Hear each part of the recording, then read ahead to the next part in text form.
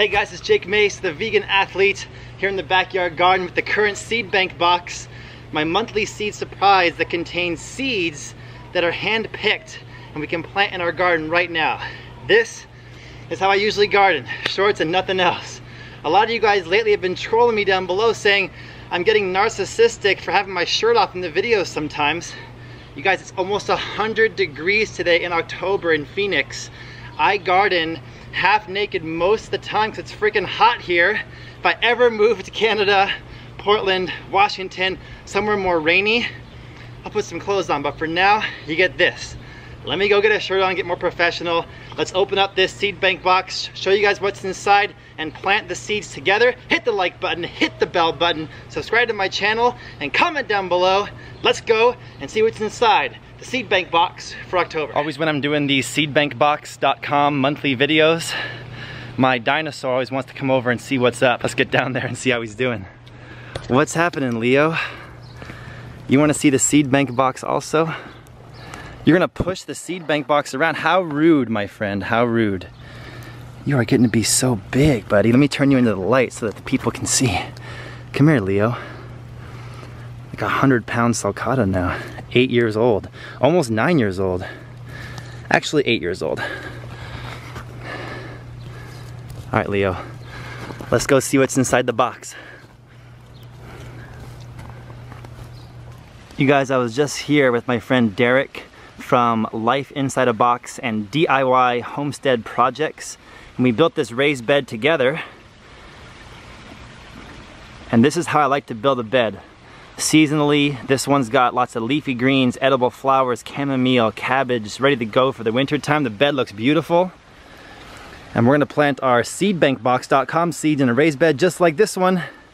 But let's use this raised bed as a backdrop for the opening of the box today. Under the shade of this mesquite tree, we're in a microclimate, which I want you guys to create in your own front backyards. Create microclimate using trees that can help to give favorable gardening conditions to other plants that are edible, beautiful, medicinal, but not necessarily native to your area.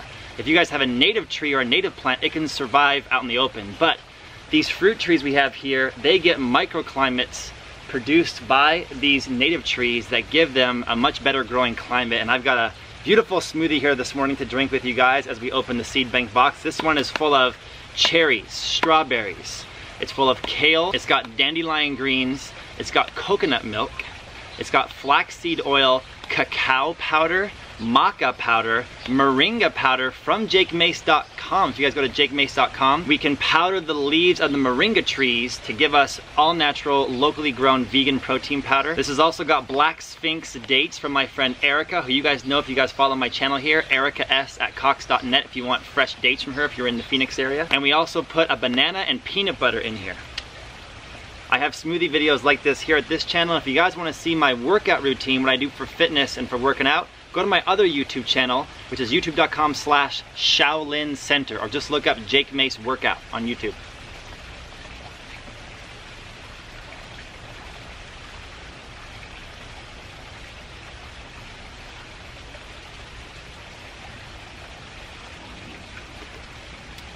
That is so delish. As usual, when you guys go to seedbankbox.com and get the monthly seed box, I'd recommend doing it now because November's seed box is almost ready to go. So don't miss out. Go there and order one. You can cancel anytime.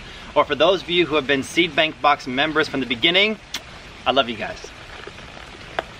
You get the box in the mail. It's beautifully packaged. You guys can help us ensure the survival of the Seed Bank Box program by sharing this video and sharing the seedbankbox.com website with your friends and get them signed up as well. We've got the seeds all packed up in the brown compost paper. As usual, I'm gonna save the box on the side so I can use it for storage later.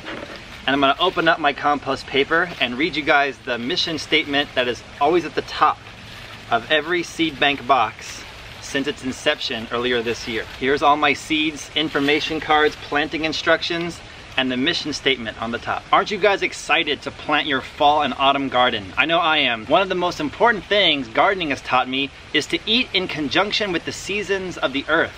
Before I was gardening, I would go to the store and buy whatever food the store had in stock. I had no idea when watermelons were in season or when kale was in season. it's important to plant your healing foods like your cruciferous vegetables in your fall and autumn garden, because those are the foods that will heal you up and keep you healthy all winter long. Eat with the seasons, my friends. And there's more if you guys get your seed bank box. Check it out. As usual, if you guys can thank Pamela down below, Pam does a great job with the seed bank box. This is actually her company, and she's the one who makes this experience what it is. The information cards and the planting instruction cards always match the seed packet and kind of are themed in color for that seed. And the first seed on top is an onion. You guys can plant onions from bulbs or from seeds. This heirloom onion, developed in the 1880s in Scotland, is now a favorite variety grown around the world. Yada yada yada. Get your seed bank box to read more. If you guys watch till the end of this video, not only will I show you guys how I'm planting most of these seeds, but I'll lay them all out so you guys can see how many seeds were in this month's seed bank box. And of course, he hears me talking.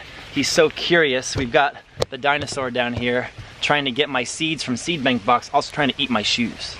Those are not edible, Leo. Go get some grass, buddy. The next seed that we have in the seed bank box is creeping thyme.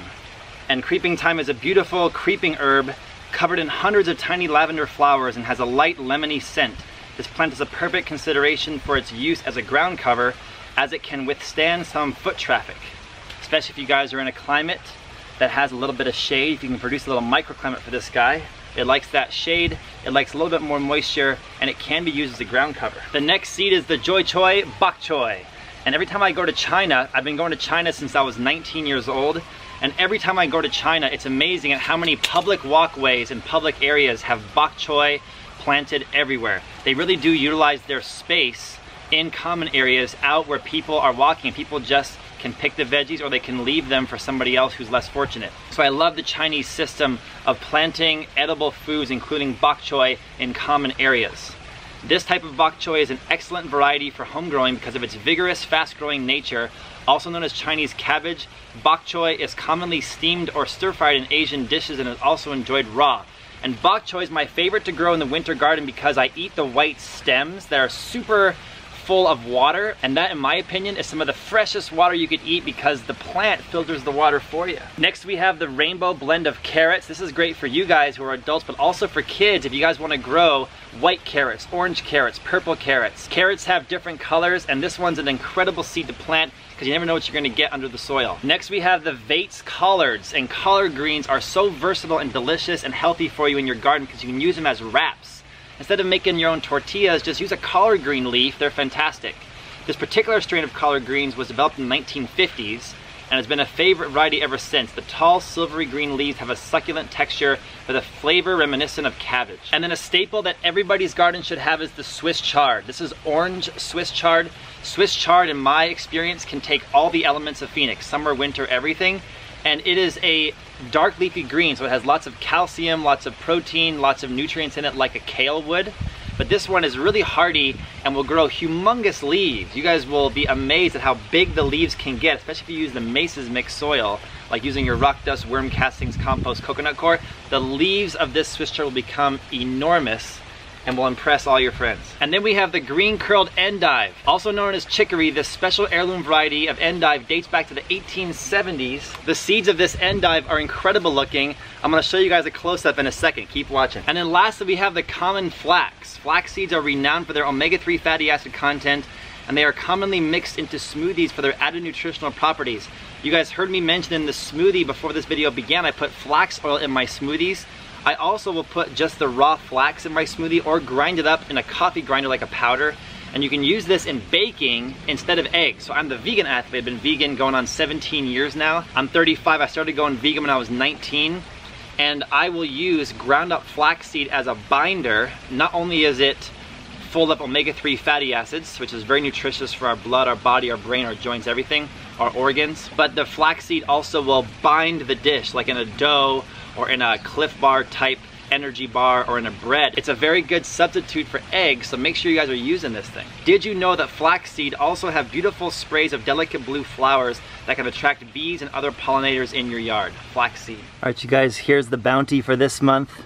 This seed bank box for October is the best one yet. I've really been surprised at how these seed bank boxes get better and better each month.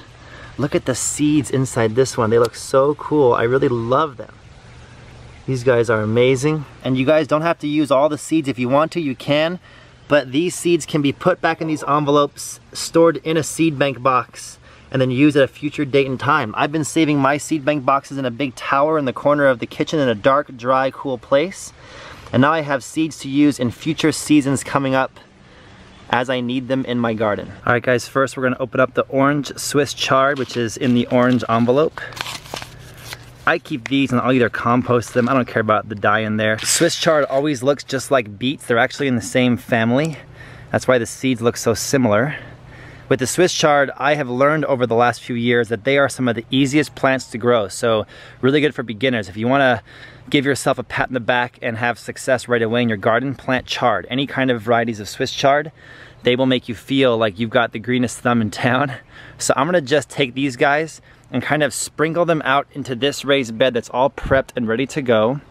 I've shown you guys in past seed bank box videos and raised bed gardening videos and planting videos the exact soil mix I use and how I prepare it. The videos in the upper right hand corner, if you guys click on it, or down the description below, will show you guys how I prep the soil for my raised beds. For this month, I'm gonna be the messy gardener. I'm not gonna do it like a grid, like an engineer. I'm gonna throw them out like Johnny Appleseed. I'm gonna go in there with my hand and just kind of mess all the dirt around. Make sure the dirt covers up the seeds at least to my sight.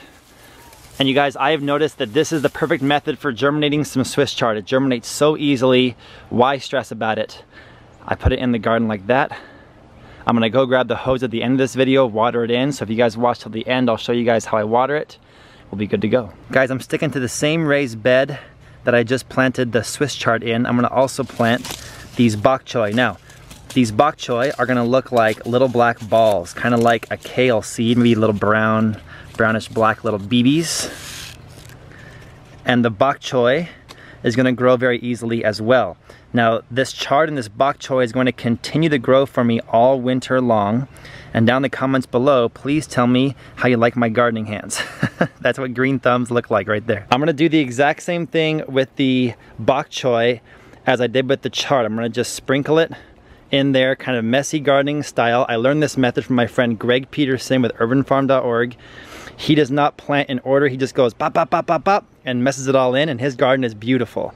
So I'm adopting the Greg Peterson Urban Farm messy gardening method for this month's seed bank box. You guys, I'm gonna be a broken record this month. I'm gonna plant almost every seed the exact same way, and the reason is because most of these seeds are small. It's the winter garden time, the time for my leafy greens and herbs and edible flowers, and most of those have small seeds.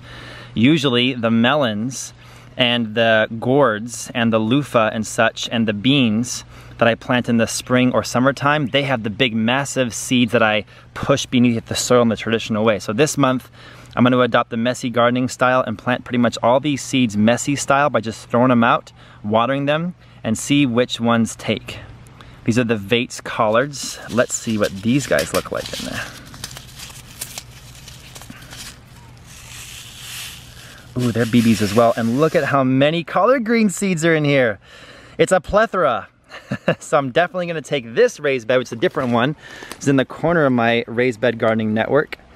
I'm gonna use this one for only these collards. So here we go. I'm gonna just slowly sprinkle as I move my way down the raised bed.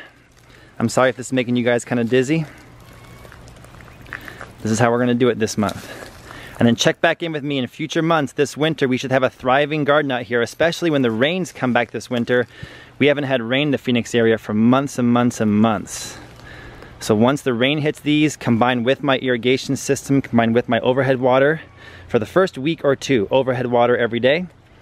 And this raised bed is full of coconut coir, compost, worm castings, and rock dust.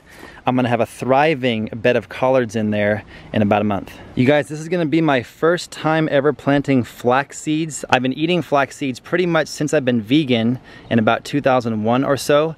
This is my first time growing it, so let's do an experiment together and see how it pans out. I got the caperberry plant right there.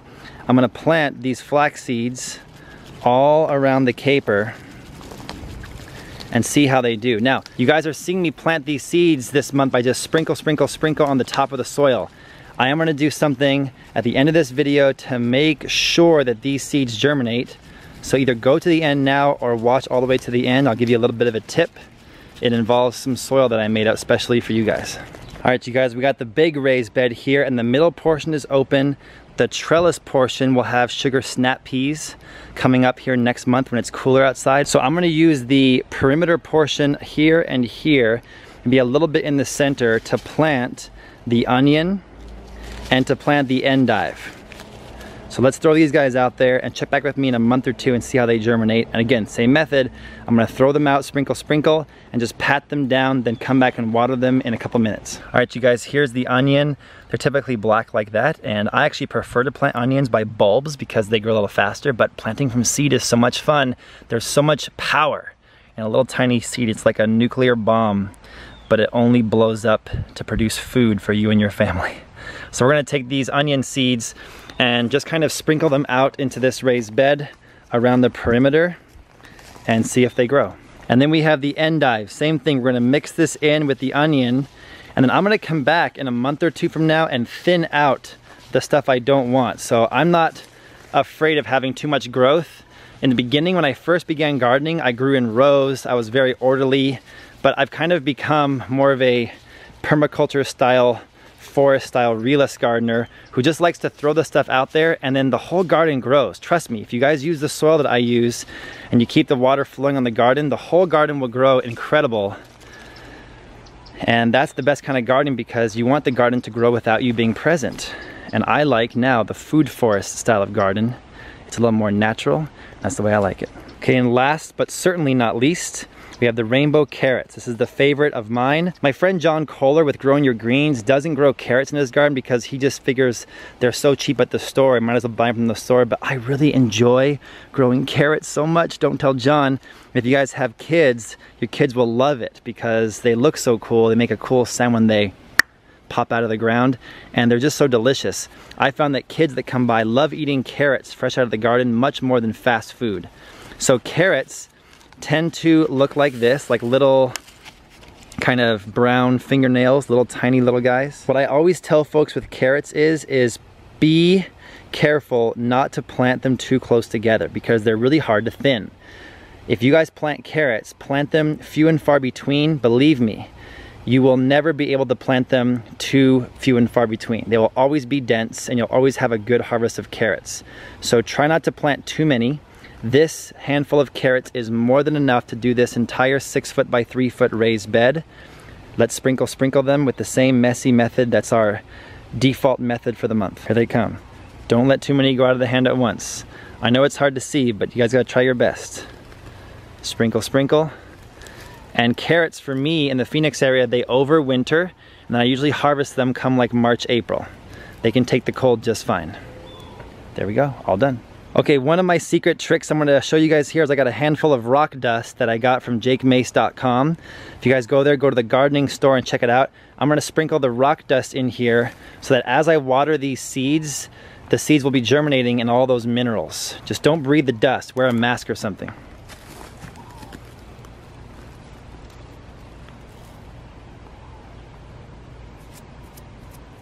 And again, since the seeds are small this month, I'm using this sprinkle method, kind of messy gardener planting style, but I'm still gonna take a few handfuls of locally grown organic biodynamic compost that was made in my area.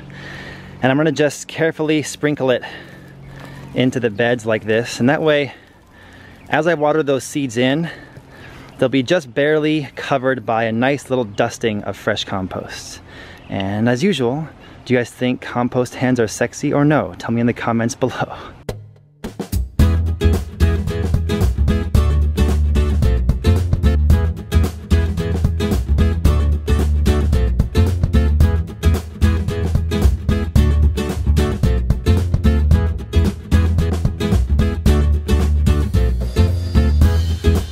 All right, you guys, here we go. We got the fresh layer of compost spread, just to barely dust and cover the new seeds. Got the rock dust powder being watered in. I've already spread worm castings, compost, coconut coir in there. And now these guys will germinate and they're gonna grow all winter long, and I'll come back with you guys with updates to show you guys how my garden is growing. Watch how this rock dust just melts into the soil and completely disappears as the water pushes it in.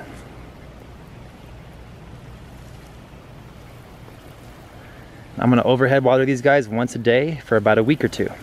Then let my 1/4 inch line, irrigation line, take over after that.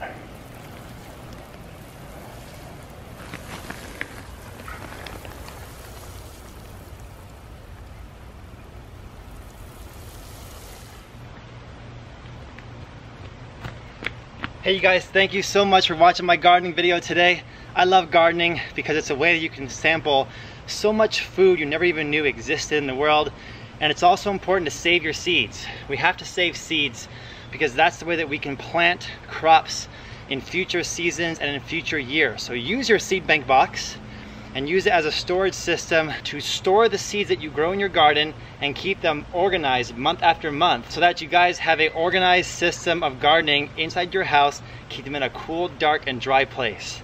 You guys won't believe what kind of seeds are in the November seed bank box. Go to seedbankbox.com right now to sign up. Hope you guys enjoyed seeing the seeds from this month. This is Jake Mace, the vegan athlete, signing off. Go vegan and grow your food at home and grow from seed. It's the cheapest and most fun way to grow.